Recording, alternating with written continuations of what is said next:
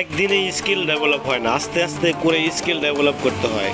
Oppo F1s এর touch change করতেছি, আস্তে আস্তে করে কাটতেছি, দেখি এতদিনে কি স্কিল ডেভেলপ হলো।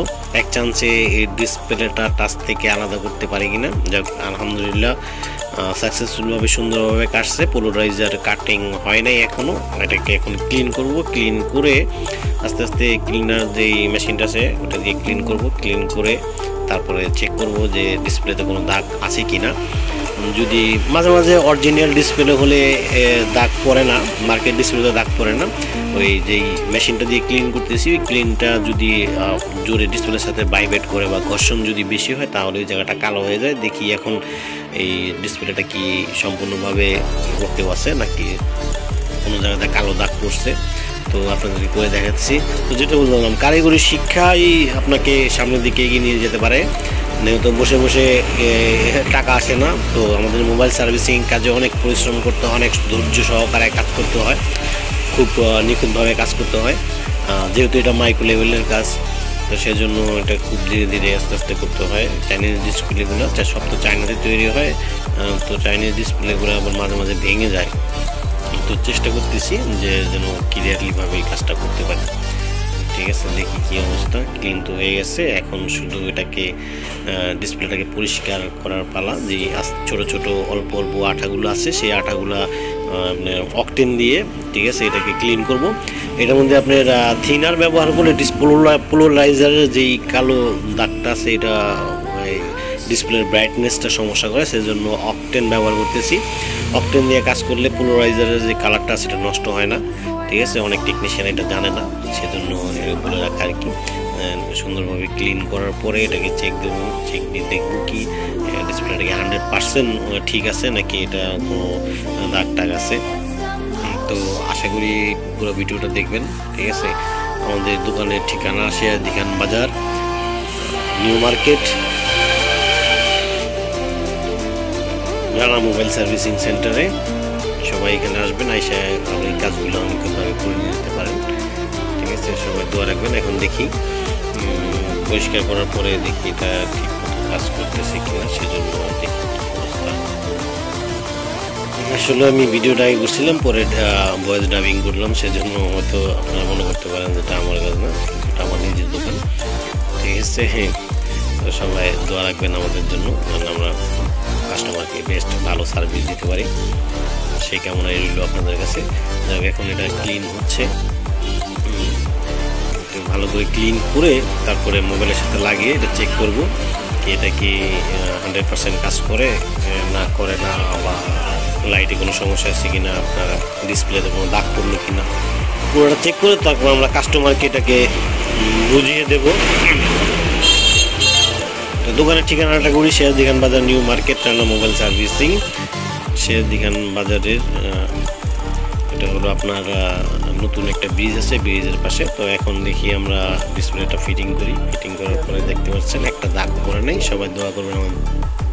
ডিসপ্লে তো আপনার ফুল বডি চেঞ্জ করতে বলছে কাস্টমার, সেই জন্য পুরনো যে বডিগুলো আছে বডিগুলো থেকে আমি সমস্ত মোবাইলের পার্টসগুলোকে আলাদা করছি। আলাদা করার পরে এটা সাইড বাটনে থিনার দিয়ে পরিষ্কার করে তারপরে আপনার এই হোম বাটনের র্যাবনটা আছে সেই র্যাবনটাকে তুলে ফেলতেছি। এটা হলো ওপো F1s এর। এই সমস্তগুলো র্যাবন পার্টসগুলো তুলে নতুন বডিতে ফিটিং করব, সেজন্য আগে ভালোভাবে খুলে নিতে হবে, তারপরে গিয়ে নতুন বডিতে ফিটিং করতে হবে। পাশেই নতুন বডি রাখা আছে, ওইখানে ফিটিং করব। এটা হলো পাওয়ার বাটন, পাওয়ার বাটন তুলতেছি খুব সেফভাবে। তারপর চার্জিং যেমন, এটা হচ্ছে volume up and down button, এই দুটো খুলতে হবে নতুন বডিতে ফিটিং করার জন্য। তারপর এটা হলো স্পিকারের যে স্পিকার ভাইব্রেটর যে লাইনগুলো আছে, এই লাইনগুলা সব এই রাউন্ডটা দিয়ে যায়। এটাকে খুব সেফভাবে খুলতে হবে, সাথে ভাইব্রেটর আছে। একটু সামান্য দিক থেকে ওদিক হলেই এটা ছিঁড়ে যাবে। এটা হচ্ছে ফিঙ্গার অ্যান্ড হোম বাটন। সেগুলো সব নতুন বডিতে ফিটিং করতেছি। সুন্দর করে ফিটিং করে দেখতে হবে ঠিক মতন ফিটিং হলো কিনা।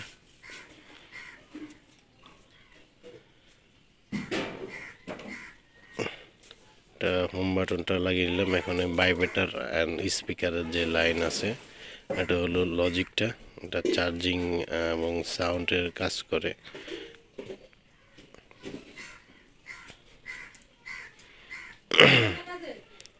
এরকমভাবে লাগিয়ে নিতে হবে প্রথমে, নেই তো নয়তো কাজ করবে না ঠিক মতো। এখান থেকে এটা হোম বাটন লাগিয়ে লাগার পরে তারপরে এই রিবনটা লাগিয়ে দিয়ে, এটা হলো আপনার স্পিকারের লাইন, এটা লাগাতে হবে। এটা লাগানোর পরে একটা আঠা লাগিয়ে নিতে হবে, নয়তো ওই রিবনটা বারবার সরে যাবে, স্পিকারে কাজ করবে না। ঠিক আছে, আঠা লাগিয়ে তারপরে আপনার স্পিকার লাগাতে হবে। এটা হলো স্পিকারটা এখানে লাগাতে হবে।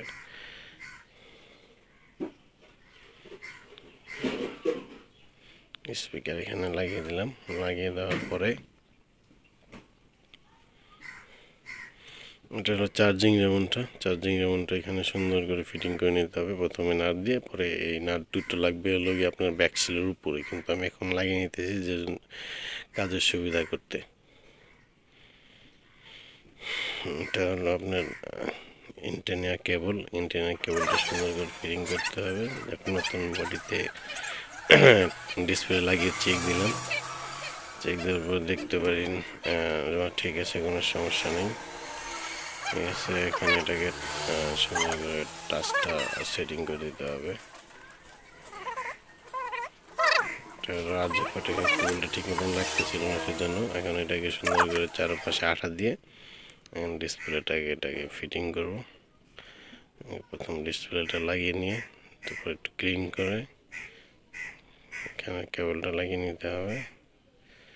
এখানে কেবলটা লাগিয়ে তারপরে আপনার ডিসপ্লেটাকে আবার ক্লিন করতে হবে সুন্দর করে। ডিসপ্লেটাকে ক্লিন করে তারপরে এখানে যে টাচ আছে, টাচের পুরো একটা পুলি আছে, পুলিটাকে খুলে নিতে হবে। পুলিটাকে খুলে নিয়ে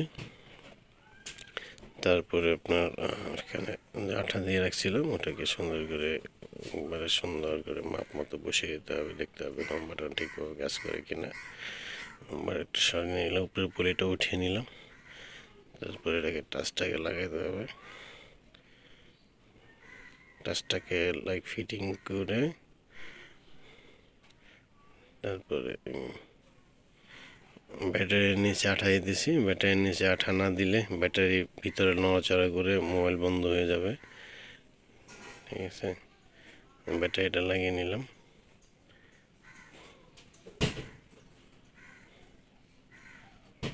মোবাইল চালু করে দেখলাম হোম বাটনে ঠিক মতো কাজ করে কিনা।